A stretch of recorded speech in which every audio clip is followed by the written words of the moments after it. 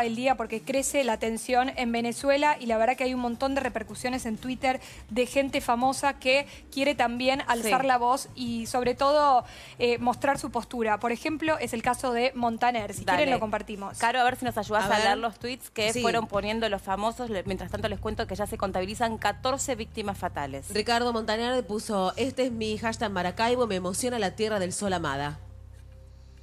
También tenemos el tuit que posteó Alejandro Sanz. Axel también, nuestro Axel oficial. Qué emoción, hashtag Venezuela Libre, que todos estos años de tiranía, manipulación, coartación de libertad, violencia, etcétera, hayan servido de ejemplo para que nunca más en Latinoamérica existan este tipo de gobiernos. Son varios los que se manifiestan. También Alejandro Sanz, el cantante español, dice: el compromiso de hoy como ciudadanos del mundo es salir a la calle por la libertad y futuro de nuestros hermanos venezolanos. Hashtag Venezuela Libre. Carlos Baute, haciendo historia, hoy mi pueblo en Caracas, orgulloso de mi gente, vamos Venezuela, esta vez sí salimos del ilegítimo, gracias @J Guaido por tomar las riendas de este cambio. Gloria al... Carlos Baute, venezolano. Sí, J Guaido. Ahí cantó en la Puerta del Sol. Sí, anoche se hizo presente junto a un montón de gente en las Puertas del Sol, piel de gallina, ¿no? Acompañando este movimiento que, como decías, Meli, realmente genera una incertidumbre, pero tremenda. La situación que se está atravesando en Venezuela es verdaderamente dramática. Dramática y sangrienta hasta ahora, ¿eh? También llegaron otros tweets que hicieron otros famosos. Por ejemplo, ella que eligió a nuestro país como su lugar para vivir y formar su familia, Catherine Fulop, dijo: mi Venezuela, acá me encuentro a la distancia, lamentablemente, pero nunca ausente, rezando con todas mis fuerzas por nuestra libertad. Catherine, que siempre se hace presente. Bueno, y el caso de Diego Maradona, que en su Instagram también mostró su postura. Y Maradona dijo: no voy a cambiar. Hoy, más que nunca, con el presidente Nicolás Maduro en Venezuela, gobierna el pueblo. Los amo. Bueno, ayer se autoproclamó un nuevo presidente. En este momento y de manera técnica hay 2 presidentes en Venezuela. Hubo una serie de arrebatos en la calle, de revueltas. Hay 14 víctimas fatales como consecuencia de los saqueos que se registraron en distintos comercios. Es una situación que Marcelo López Macía conoce muchísimo porque de hecho es autor de un libro y ha investigado mucho sobre la conflictiva en este país tan pero tan sensible desde el punto de vista político. Marcelo, buen día. ¿Con quién estás? Hola Melina, buen día. Estamos con Alfredo Izaguirre, periodista venezolano, pero hace 12 años que vive en Argentina. Y Alfredo, a lo largo de 2 décadas prácticamente has escuchado muchas veces que se viene el fin del ciclo del chavismo, que nunca ocurre. ¿Esta vez ves que es el final o esto se puede prolongar? Creo que se puede prolongar en tanto a que el gobierno no ceda, no dé su brazo a torcer, no entienda ni visualice la situación que ocurre en Venezuela, la crisis humanitaria, la crisis social, la crisis institucional, disfrazada de muchísimas cosas, buscando ponerle pañitos de agua tibia. Por decirles algún ejemplo, todos estos incrementos al salario que en realidad se vuelven agua a los minutos dados a la constante inflación y creciente inflación que viene dándose en el país. La oposición, 20 Venezuela, Voluntad Popular, ¿no?, de María Corina Machado, Leopoldo López, le hablan a las Fuerzas Armadas. ¿Hay posibilidad de un quiebre o son monolíticos? Hoy por hoy las Fuerzas Armadas venezolanas son leales y le son serviles al gobierno de Nicolás Maduro. Dicho esto por el mismo Vladimir Padrino López, que es el ministro de Defensa, lo dijo ayer en un tuit. Pero esto no quiere decir que haya descontento dentro de la misma Fuerzas Armadas venezolanas, incluso hasta el mismo Servicio Bolivariano de Inteligencia. Hay gente que nada más cumple órdenes, obedece órdenes, pero muy por dentro, vamos a decirlo, hasta de su corazón, sienten que comulgan con el pensamiento de los máximos líderes opositores, más que de los opositores del mismo pueblo venezolano, que lo que está pidiendo es libertad. Bueno, Melina, vos tuviste oportunidad seguramente, por lo que me contaba también Alfredo, de estar allá en Venezuela, y si acá nos quejamos de la grieta, allá la grieta tiene miles de metros de profundidad, ¿no? Ayer hubo marchas muy importantes de la oposición y Guaidó se autoproclamó presidente, pero del otro lado también hubo muchísima gente. La cosa sigue tal vez tan dividida como hace 20 años o peor aún, ¿no? Yo te diría peor aún porque Chávez murió. Quien armó todo este entramado, quien tenía una idea de unir al pueblo, falleció. Dice que Maduro lo que busca es copiar a Chávez de una manera, vamos a decirlo, berreta, de una manera que no tenía ideado Chávez. Y hay que aclarar una cosa que es muy importante. Juan Guaidó no se autoproclamó presidente. Él invocó a dos artículos de la Constitución que dicen claramente que él puede suplir al presidente de la nación, y lo que hizo fue jurar bajo ese cargo mientras Nicolás Maduro es el presidente constitucional de Venezuela, dadas las elecciones. Que lo hayan llamado ilegítimo, que le hayan dicho ilegítimo por unas elecciones irreguladas, unas elecciones que fueron manipuladas, esto le da facultad a Juan Guaidó, como presidente de la Asamblea Nacional, de suplir a Nicolás Maduro como presidente interino de Venezuela. Hay que aclarar eso porque mucha gente tiende a confundirlo con lo ocurrido en Venezuela en abril del 2002, que fue cuando, ocurrió este golpe de Estado, que Carmón Estanga juró como presidente de Venezuela, y son dos cosas completamente distintas. Nos escucha Alfredo, Melina. Hola, Alfredo, buen día, gracias por este contacto con nosotros. Bueno, sí, nos conocimos hace varios años allí, cuando yo misma también tuve un incidente en Venezuela, que en un rato podemos conversar, pero quería conocer cuál es tu historia, por qué estás trabajando en nuestro país, cómo te pudiste desempeñar como periodista mientras Chávez estaba en el gobierno, que era algo prácticamente imposible si no estabas dentro de ese lado de la grieta, si no había posibilidad que nadie se expresara en contra, y cuando digo que no había posibilidad, no había posibilidad concreta para medios opositores. Contanos tu historia, Alfredo. Bueno, yo trabajé durante algunos años en Radio Caracas Televisión. Radio Caracas Televisión fue un canal de señal abierta que funcionó por más de 40 años en el país, fue de los pioneros en la televisión venezolana. Chávez le declaró la guerra no solo a Radio Caracas Televisión, sino a Venevisión, a Globovisión y a otro canal que se llama Televen, de no renovarle el permiso o la concesión para transmitir por señal abierta. Es un canal de línea opositora, vamos a decirlo así, que buscaba mostrar la costura de los primeros años del régimen de Hugo Chávez. Posteriormente, un 28 de diciembre, mira qué irónico, Chávez dijo que no se le iba a renovar la concesión a Radio Caracas. Todo el mundo pensaba que era una broma del Día de los Inocentes, sí. Y cosa que ocurrió en mayo de 2007.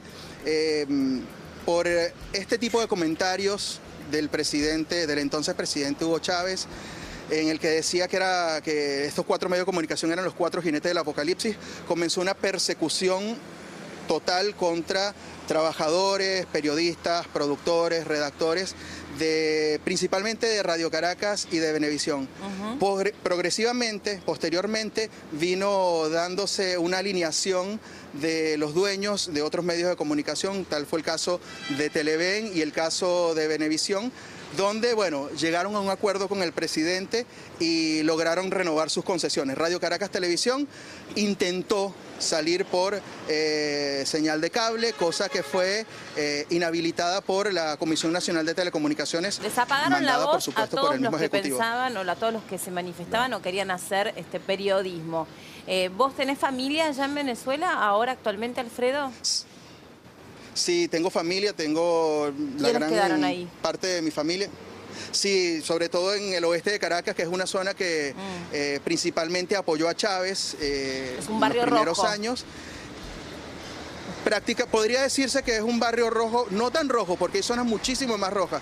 No todo el oeste simpatiza con Chávez, pero sí una gran parte de los que se conocen como villas, como las barriadas sí lo hacían, como el 23 de enero, como Antímano, como Caricuao.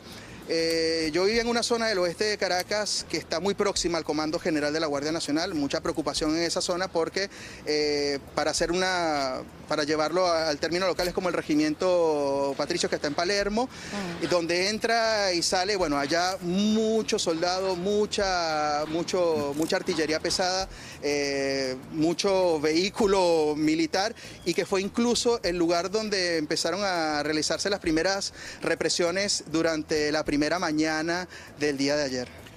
Alfredo, Pablo Cablan te saluda.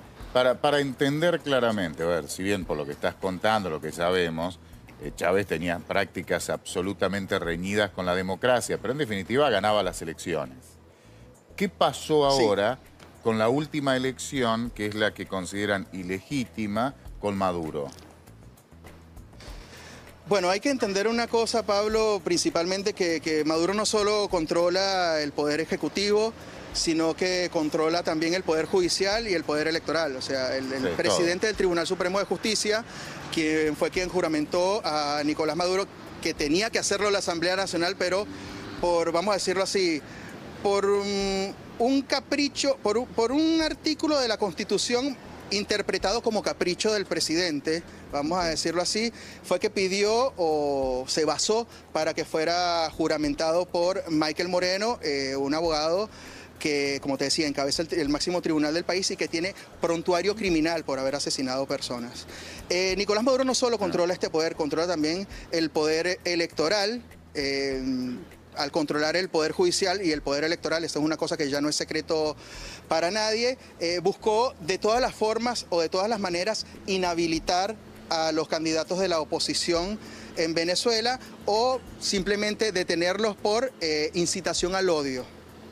Alfredo, Zaira Nara te saluda. Me gustaría que nos cuentes y que Marcelo López Macía también, ¿por qué es hoy tan importante que los países apoyen a Guaidó como presidente, que lo reconozcan? Bueno, el reconocimiento está hecho. Lo que necesita Venezuela hoy por hoy es apoyo para que se promuevan unas elecciones. Mucha gente dice que a través de la intervención, yo no estoy del todo de acuerdo con la intervención en Venezuela. Estoy de acuerdo que se exhorte a un presidente que claramente es sordo a que se ponga, vamos a decirlo así, se ponga derecho, que de verdad juegue con reglas claras, que juegue limpiamente, que se mida ante adversarios a los cuales al inhabilitarlos o al procesarlos o al mandarlos a detener, claramente lo que es una demostración de miedo y de provocación. Algo tan sencillo como una elección normal, digamos. Ni más ni menos que eso. Sí, tal cual. ¿Y por qué crees, y por lo menos, Alfredo, esta es la última de mi parte, por qué crees que países como México, como China o Rusia se expresan en contra de esta situación que se está dando en las últimas horas y siguen apoyando a Maduro? Más allá de una identidad ideológica que hay en distintos países como los que acabas de mencionar, sumado a Bolivia también, sorprende Uruguay que también, ¿no? el de Uruguay... Sí, Uruguay también, cosa que sorprende. Sí. Hay un interés claro económico de todo esto. O sea, Venezuela es un país que produce mucho petróleo. Venezuela es un país que ahora no cuenta con los recursos para extraer ese petróleo y lo que buscan es hacer convenios para que los países del exterior tengan algún beneficio. O sea, hay gente que dice que los Estados Unidos lo que busca es el petróleo de Venezuela. Sí, y Rusia, China, Bolivia y México claramente también lo que buscan es una foto de Catherine Fulop autografiada y no sé, una botella de ron seguramente, por decirlo como una ironía. Pero no, hay un interés un interés ulterior que va más allá de lo ideológico que tiene que ver con lo económico. Claro. Bueno, Alfredo, la verdad, agradecerte mucho. Nos encantó poder compartir tu historia y me gustaría, Marce, que en la próxima conexión nos cuentes tu historia, ¿no? Porque estuviste en Venezuela, como decía Meli, sos autor de un libro que para nosotros fue muy importante, ¿no? Porque hablaba sobre el líder en su momento de la oposición y realmente sé que pasaste unos momentos muy difíciles que me gustaría que nos vuelvas a contar y que vuelvas a compartir con nosotros. Dale, te adelanto solamente, Guaidó, este joven de 35 años, yo lo conocí cuando tenía 30, en el 2014. Si me hubieran dicho que ese chico universitario iba a ser hoy el presidente de Venezuela, me hubiera muerto de risa, porque ni siquiera era de la primera línea línea eran otros chicos. Realmente es increíble. Seguramente Leopoldo López, quien no está preso, está detenido en su domicilio, no puede hablar públicamente, es un poco el que maneja la situación, pero ha sorprendido a todos Guaidó. Es increíble lo que ha pasado. Gracias, Marce. En un ratito entonces vamos a estar nuevamente con vos para que nos cuentes un poco más sobre esto y también saber si Guaidó tiene la fuerza, ¿no? Porque se va a generar algo, realmente ya se está generando con 14 víctimas, pero se va a seguir generando, me parece, algo lo más parecido a una guerra civil. Ojalá que no suceda, pero ojalá que esté. Muchísimas gracias, Alfredo Izaguirre, por este contacto.